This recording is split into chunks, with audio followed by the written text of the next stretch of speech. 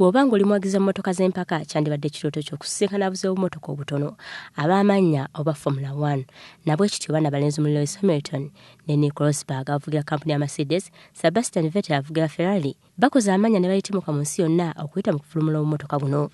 Mu Uganda omuzannyo guno gwali tegunnakwata kati nga bwe kiri mu mawanga nga Italy, America, Spain n'amalala. Mu kaifo okusitula omuzannyo guno kampuni ya City Tires kyava esalawo okuddiza ku bantu era ng'esasulidde abantu 8 okugenda okulaba empaka zino ez'akamalirizo mu kisaawe kya Ice Marina ku nkomerero y'omwezi guno. Bannayuganda betwogeddeko nabo bagamba bukyanga lubanga lwa mmindi ebirooto byabwe bituukiridde. Ndikuddeko mu Uganda ngende Kenya nevugako ku mmotoka bwefaananyiza bwe era mbadde ngoberera abavuzi abo ebbanga ddene era n'olwaliro nina kwempagira kwabo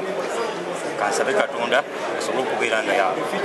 yawangula kulaba obumotoka nga bwe butambula kuba nkugali nali mubuzeeko naye nga buli bwa wansiko sipiidi gye butambulirako baŋŋamba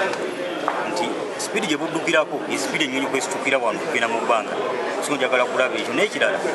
nze ndi musajja musiraamu dubai nsi